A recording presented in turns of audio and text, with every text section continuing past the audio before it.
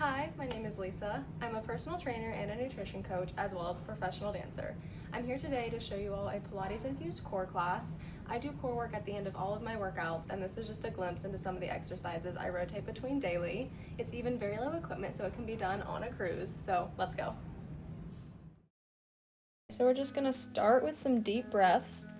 Go ahead and inhale for 5, and then exhale for 1, 2, 3, 4, 5.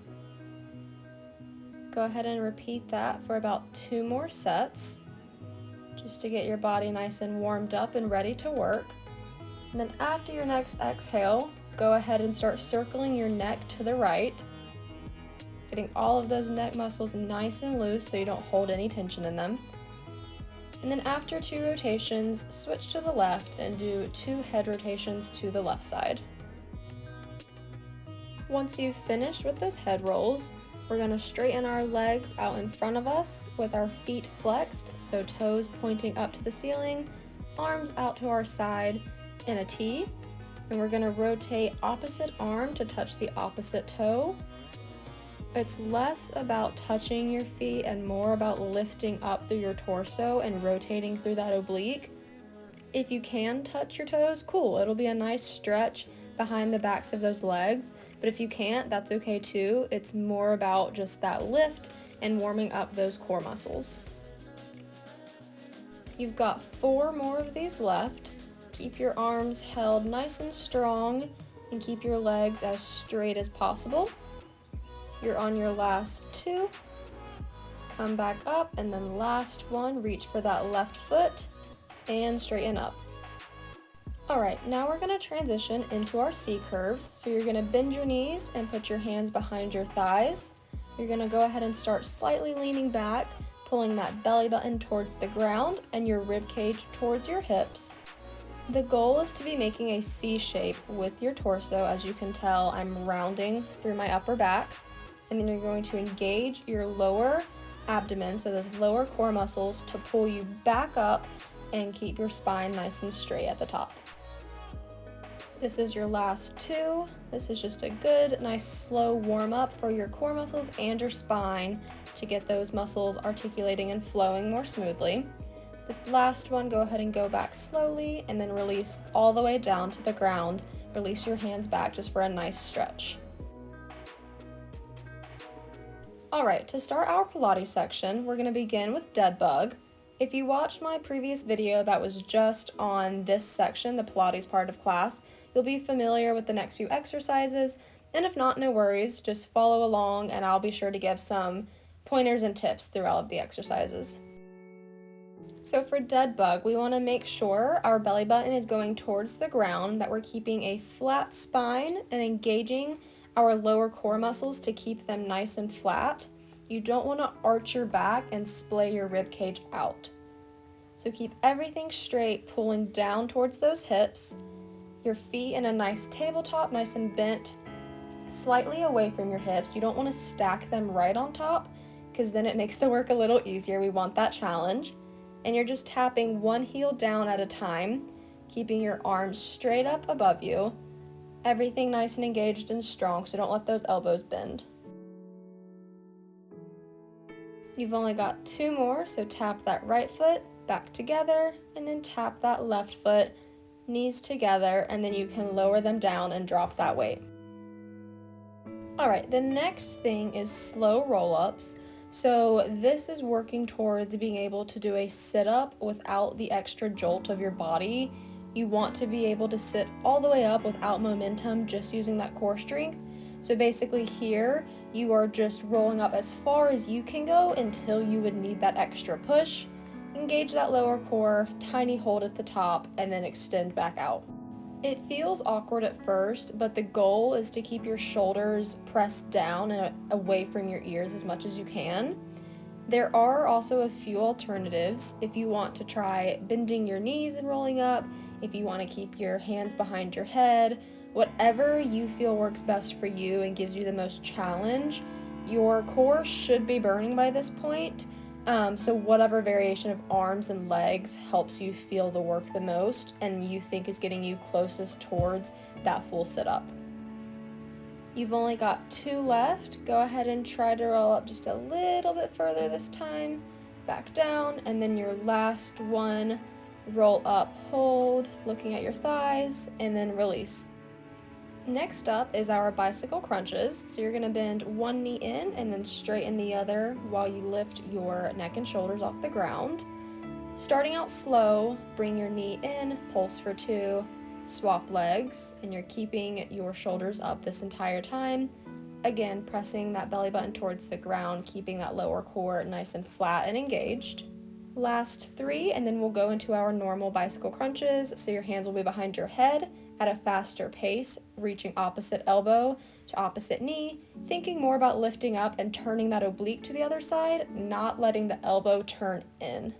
Now switching to straight leg scissor kicks with the same setup as the bicycles, so grabbing one leg, pulsing for 2, and then switching while your shoulders are lifted up. This time you're trying to keep your legs as straight as possible, and you should feel a nice stretch in your hamstring as well as working those muscles. 3 more, and then we're going to drop our hands by our side, staying lifted, and then just scissor those legs at a faster tempo for 10.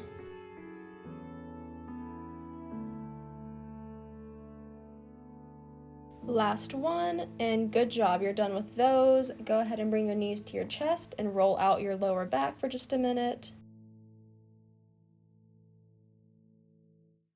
Last part of this section is lemon squeezes, so you're going to bring your shoulders up, curl everything into a ball, and then fully extend your legs and your arms straight out and then back up. And you can release your neck, lay your head down in between each rep as you extend, and then you use your lower core to pull everything back up.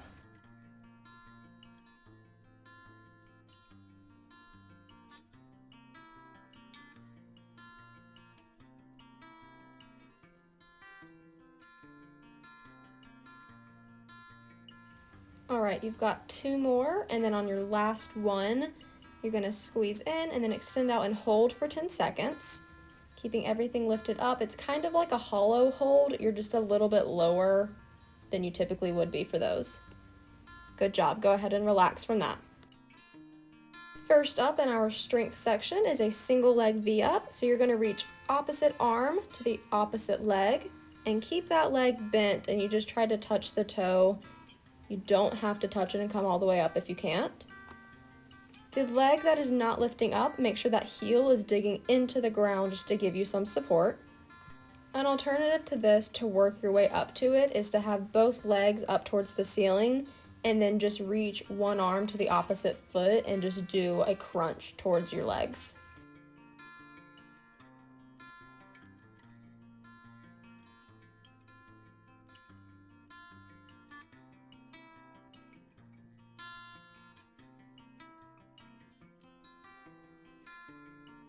You've only got 5 more to go. I know it burns. Keep breathing every time you crunch up. Exhale. Keep everything extended. Really reach those arms above you and bring everything up to a V-up just with one leg.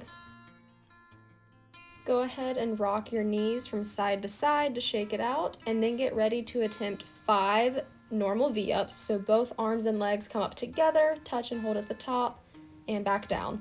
Alternatives, you can keep doing that single leg, or you can just go to the top and hold a hollow hold. You've only got 2 more. Do as much as you can. Inhale and exhale for this last one. Hold it, and you are done with those.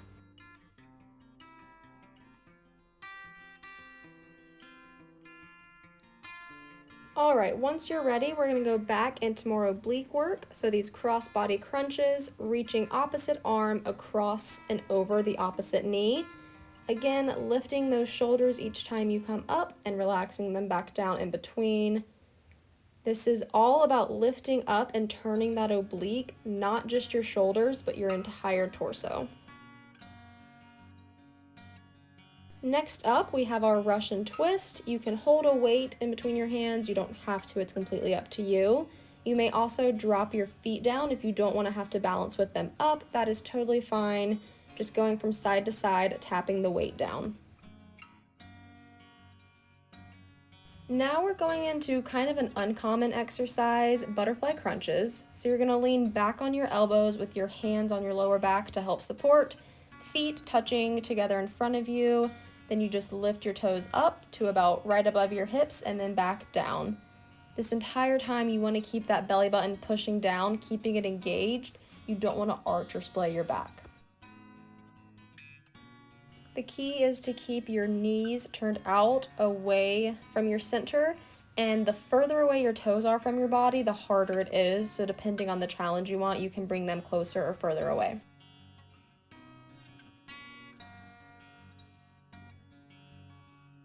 Keep breathing, you're on your last two. Keep that neck relaxed, last one, good, and then sit up and stretch over those legs to stretch your hamstrings.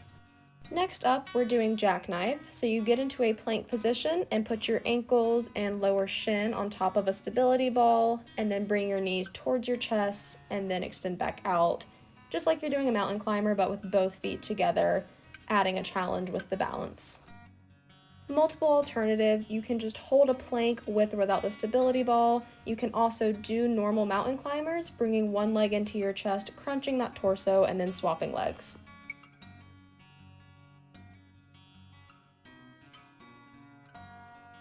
First up in our plank section is holding that low plank, keeping that belly button pulled up, keeping your back and neck in a straight flat line, and shoulders away from those ears using those shoulder muscles.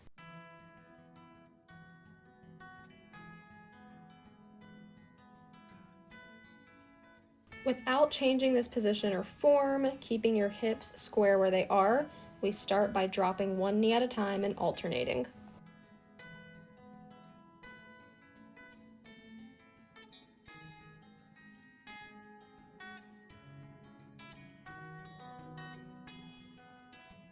Great work. So now we're gonna go onto all fours, keeping our shoulders over our wrists and our knees right under our hips. And you're just gonna lift up those knees slightly from the ground and hold with your belly button pulling straight up, keeping that spine in the same straight line. Good job. Go ahead and relax from that. Swing those arms back just to stretch those shoulders, and then go into your high plank, and we're gonna do high to low plank. So up, down onto an elbow, back up, and then swap, starting with the opposite arm first.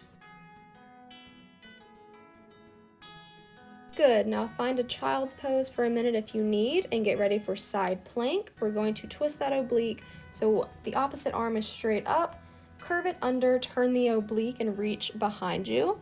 Then curve back up, right over that shoulder, reaching up to the sky. Option B is that you can put that knee down, the same knee as your supporting arm.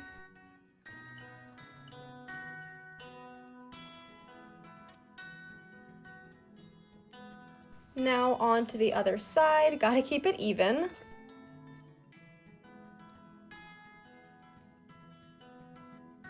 Really staying pulled up on that underside, not letting your hips drop towards the ground.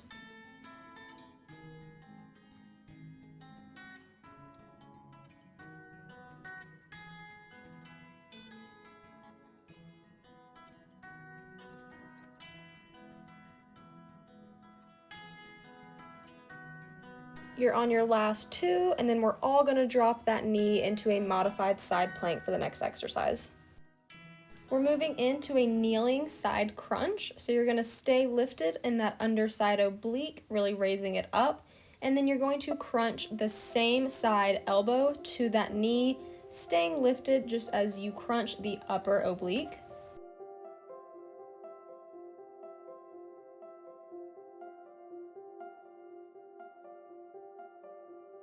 On to the other side now. Remember after each crunch to fully extend that arm and leg all the way out straight as far as you can. This will just help engage more muscles and keep your stabilizers engaged and braced while you're doing the work.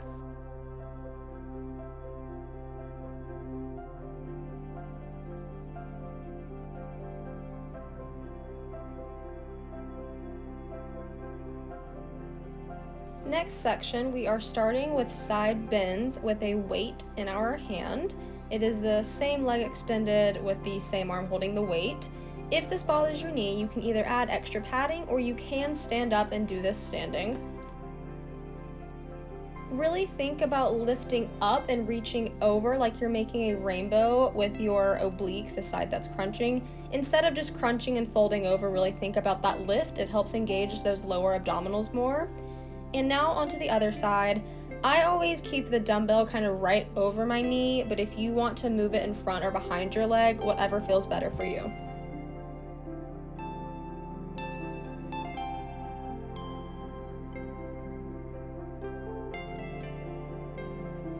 You've only got 3 more after this. Really keep a lift under your armpit so that your arm stays engaged and your shoulder muscles are pulling down your back. Alright, to end out our working series, we're going to do windmills. These are great still for those obliques, but also more recovery. It's easier on those muscles, so it'll help your body relax and wind back down. You're going to hold a very light dumbbell in one hand. Again, you don't need to push heavy weight on this. It'll be held in the same hand of the leg that you were going down. You ride down that leg and then slightly turn your torso slightly towards the other side once you reach the bottom, with that opposing hand staying up towards the sky the whole time. This is also great mobility work. It'll get you some flexibility in that torso and those shoulders.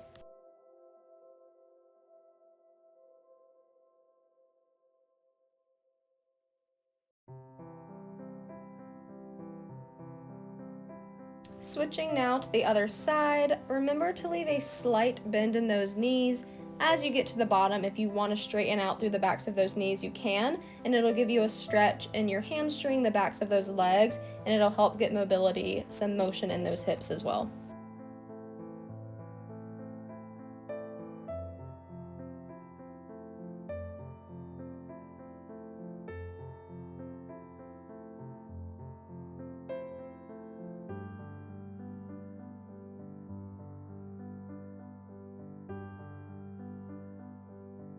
You're on your last 2, and then we will be done with all of our work and ready for a cool down. So last one, and you are done.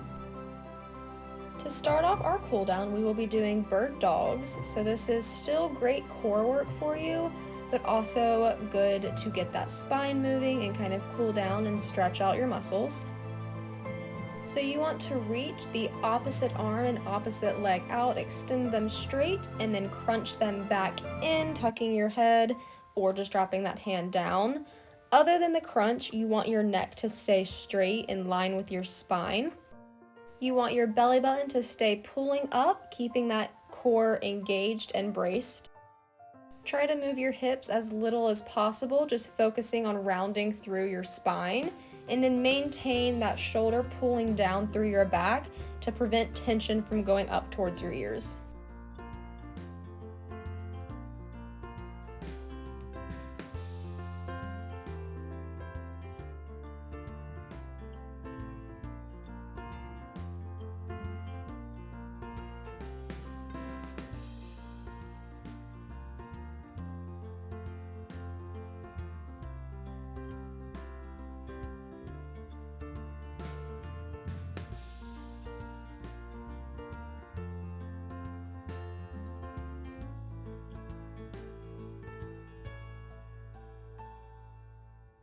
All right, you're on your last 2. Reach out, bring everything in together. Reach out one last time, and then once you bring it in, you can drop that knee and hand and relax.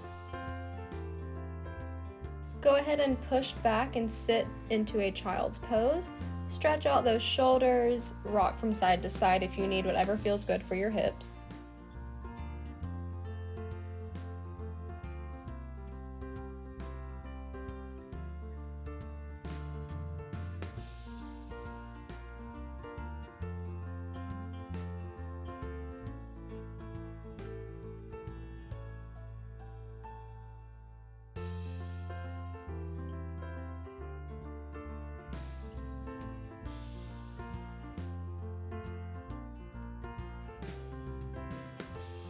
Gently sit up from there and push forward onto your stomach so that you can stretch up into a cobra. Just starting on your elbows, pushing those shoulders down your back away from your ears, and then if you want, extend all the way up onto your hands. This will feel good stretching the front of your stomach, and also stretch your back, but only go as far as you can. Gently come back down, shifting side to side, and then go ahead and lower down completely. Go ahead and sit up gently onto one side, making a stag, so bending that other leg behind you. Reach over towards that front leg, and then come back up, lift up through that oblique, and lift over to the opposing leg. This stretch is much harder. You won't go any further, but you should feel a stretch in those hips.